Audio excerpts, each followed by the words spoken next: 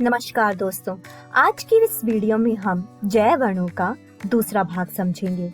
दोस्तों, आज की इस वीडियो में हम सबसे पहले समझेंगे कि ग्लूकोज क्या होता है, जिसके बाद हम डाइसैकेराइड तथा पॉलीसैकेराइड के बारे में समझेंगे। तो चलिए दोस्तों शुरू करते हैं। सबसे पहले हम देखते हैं कि ग्लूकोज क्या होता है। दोस्तों, जैसा कि हमने अपनी पिछली वीडियो में मोनोसैकेराइड के बारे में पढ़ा था, जिसमें हम जानते हैं कि मोनोसैकेराइड सबसे सरल शर्करा होती हैं। कार्बन परमाणुओं की संख्या के आधार पर मोनोसैकेराइड को वर्गीकृत किया जा सकता है। दोस्तों, यदि मोनोसैकेराइड में एल्डिहाइड समूह होते हैं तो उसे एल्डोस कहा जाता है, और यदि उसमें कीटो समूह होता है तो उसे कीटोस कहा जाता है। मोनोसैकेराइड के कुछ उदाहरण हैं ग्लूकोज, फ्रक्टोज, राइबोस इत्यादि। सबसे पहले हम देखते हैं कि ग्लूकोज क्या होता है। दोस्तों, ग्लूकोज प्रकृति में मुक्त अथवा संयुक्त अवस्था में मिलता है। ये मीठे फलों में, शहद में, पके हुए अंगूर में उपस्थित होता है। दोस्तों, ग्लूकोज को बनाने की विधियां निम्न प्रकार से होती हैं। पहला है सुक्रोज, मतलब इक्षु शर्करा से। दोस्तों, सुक्रोज को तनु हाइड्रोक्लोरिक एसिड अथवा सल्फ्यूरिक एसिड के साथ एल्कोहलिक विलयन में जब क्वथन किया जाता है तो ग्लूकोज तथा फ्रक्टोज समान मात्रा में प्राप्त होते हैं, जो कि आप यहाँ पर देख सकते हैं। दूसरा है स्टार्च से, जो कि एक औद्योगिक विधि है। दोस्तों, ग्लूकोज को स्टार्च के जल से अपघटन से प्राप्त किया जा सकता है। इसके लिए स्टार्च को सल्फ्यूरिक एसिड के साथ 393 केल्विन दाब पर क्वथन किया जाता है, जैसा कि आप इस अभिक्रिया में देख सकते हैं। चलिए दोस्तों, अब हम आगे बढ़ते हैं और देखते हैं कि ग्लूकोज की संरचना किस प्रकार से होती है। दोस्तों, ग्लूकोज एक एल्डोहेक्सोज है तथा इसे डेक्सट्रोज भी कहा जाता है। दोस्तों, ग्लूकोज पृथ्वी पर बहुतायत में पाए जाने वाले कार्बनिक यौगिक हैं। दोस्तों, ग्लूकोज का आणविक अणुसूत्र C6H12O6 होता है। दोस्तों, ग्लूकोज को लाल फास्फोरस व हाइड्रोजन आयोडाइड के साथ गर्म करने पर एन-हेक्सेन बनता है, जिससे सिद्ध होता है कि ग्लूकोज में 6 कार्बन की सीधी श्रृंखला उपस्थित है। दोस्तों, ग्लूकोज हाइड्रोक्सिल एमीन व हाइड्रोजन साइनाइड के साथ क्रिया कर लेता है, जिससे यह सिद्ध होता है कि इसमें कार्बोनिल समूह उपस्थित है। दोस्तों, ग्लूकोज टॉलिन अभिक्रमक तथा ब्रोमीन जल द्वारा ऑक्सीकृत हो जाता है, जिससे हमें ये पता चलता है कि इसमें एल्डिहाइड समूह भी उपस्थित हैं। ग्लूकोज एसिटिक एनहाइड्राइड के साथ क्रिया करके ग्लूकोज पेंटा एसीटेट बनाते हैं, जिससे यह भी सिद्ध होता है कि इसमें 5 OH समूह उपस्थित हैं। ग्लूकोज का HNO3 द्वारा ऑक्सीकरण करने पर सैकरिक अम्ल बनते हैं, जिससे ये पता चलता है कि इसमें एक अल्कोहल उपस्थित है। दोस्तों, एमिल फिशर ने ग्लूकोज की निम्न विस्तृत श्रृंखला संरचना दी थी, जिसमें हमें ये पता चलता है कि ग्लूकोज का सही रूप D धनात्मक ग्लूकोज होता है, जिसमें D विन्यास को निरूपित करता है, जबकि धनात्मक अणु की दक्षिण ध्रुवण घूर्णकता को निरूपित करता है।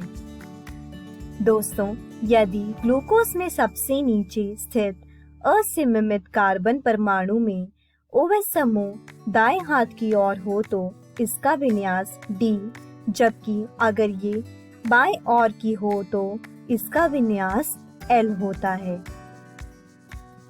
दोस्तों, किसी यौगिक के नाम से पहले लिखे अक्षर D व L उसके किसी विशेष यौगिक के त्रिवियम समयावयवी की किसी अन्य यौगिक जिसका विन्यास ज्ञात हो वे आपेक्षिक विन्यास को प्रदर्शित करते हैं। दोस्तों, कार्बोहाइड्रेटों में ये संबंध ग्लिसरॉल्डिहाइड के किसी विशेष समयावधि को दर्शाता है, जो कि आप यहाँ पर देख सकते हैं। चलिए दोस्तों, अब हम आगे बढ़ते हैं और देखते हैं कि ग्लूकोज की चक्रीय संरचनाएं क्या होती हैं।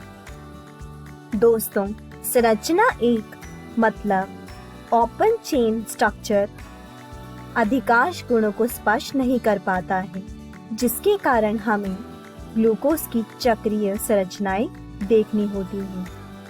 ग्लूकोज सोडियम बाइसल्फाइड 2,4 DNP के साथ क्रिया नहीं करता है, जबकि इसमें कार्बोनिल समूह उपस्थित होता है। दोस्तों, यह शिव अभिक्रिमक से क्रिया नहीं करता है, जबकि ग्लूकोज में एल्डिहाइड समूह उपस्थित होता है। ग्लूकोज पेंटा एसीटेट में CHO समूह होते हुए भी हाइड्रोक्सिल एमीन से क्रिया नहीं करते हैं। अल्फा डी ग्लूकोज तथा बीटा डी ग्लूकोज के बनने को नहीं समझाया जा सकता। इसीलिए इन सब क्रियाओं को समझने के लिए ग्लूकोज की चक्रीय संरचनाएं दी जाती हैं। ग्लूकोज में C1 व C5 कार्बन के मध्य क्रिया से चक्रीय संरचना का निर्माण होता है। चक्रीय संरचना में 2 C1 कार्बन अन्य कार्बनों से भिन्न होते हैं। ये कार्बन परमाणु 2 ऑक्सीजन परमाणुओं से जुड़ा हुआ होता है। यदि C1 कार्बन पर OH समूह दाईं ओर हो तो उसे अल्फा डी ग्लूकोज और यदि यह बाईं ओर हो तो उसे बीटा डी ग्लूकोज कहा जाता है, जो कि आप यहाँ पर देख सकते हैं। दोस्तों, ग्लूकोज की चक्रीय संरचना में C1 कार्बन 2 ऑक्सीजन परमाणुओं से जुड़ा हुआ होता है। इसी एनोमरी कहा जाता है। यदि C1 कार्बन पर OH समूह दाईं ओर हो तो इसे अल्फा डी ग्लूकोज, परंतु अगर ये बाईं ओर हो तो इसे बीटा डी ग्लूकोज कहा जाता है। अल्फा व बीटा डी ग्लूकोज एक दूसरे के एनोमर होते हैं। ग्लूकोज की चक्रीय संरचना में C1 कार्बन पर H व OH का अभिविन्यास अलग अलग होने के कारण जो समयावयवी बनते हैं उन्हें एनोमर कहा जाता है। दोस्तों, ग्लूकोज की चक्रीय संरचना में 5 कार्बन व 1 ऑक्सीजन परमाणु मिलकर 6 सदस्यीय वलय का निर्माण करते हैं। ग्लूकोज की ये चक्रीय संरचना पायरेन के समान होती है, अतः ग्लूकोज को पायरानियोस कहा जाता है और यह संरचना हावर्थ संरचना कहलाती है, जो कि आप यहाँ पर देख सकते हैं। चलिए दोस्तों, अब हम आगे बढ़ते हैं और देखते हैं कि फ्रक्टोज क्या होता है। दोस्तों, फ्रक्टोज एक महत्वपूर्ण कीटोहेक्सोज है। दोस्तों, ये डाइसैकेराइड सुक्रोज के जल अपघटन पर ग्लूकोज के साथ प्राप्त होता है। फ्रक्टोज फलों एवं सब्जियों में पाए जाते हैं। शुद्ध अवस्था में ये मधुरक के रूप में प्रयोग में आते हैं।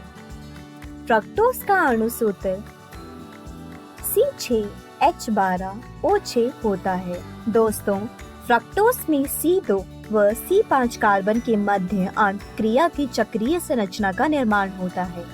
यदि C2 कार्बन पर OH समूह दाईं ओर हो तो उसे अल्फा डी फ्रक्टोज, जबकि OH समूह यदि बाईं ओर हो तो उसे बीटा डी फ्रक्टोज कहा जाता है। दोस्तों, फ्रक्टोज में 4 कार्बन व 1 ऑक्सीजन परमाणु मिलकर 5 सदस्यीय वलय का निर्माण करते हैं। फ्रक्टोज की यह संरचना फ्यूरेन के समान होती है, अतः फ्रक्टोज को फ्यूरेनोस भी कहा जाता है। ये कुछ इस प्रकार से दर्शाई जाती है।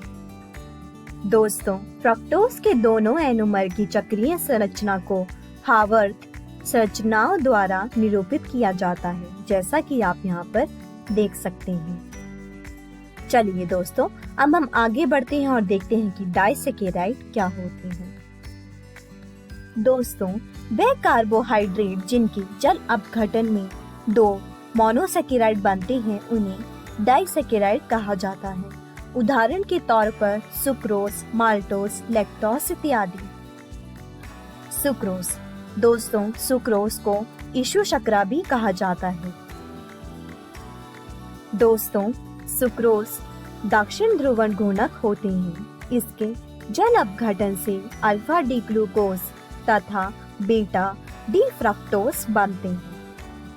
अल्फा डी ग्लूकोज के घूर्णक कोण का मान कम, जबकि बीटा डी फ्रक्टोज के घूर्णक कोण का मान अधिक होता है, जिससे जल अपघटन के बाद घूर्णक की दिशा बदल जाती है।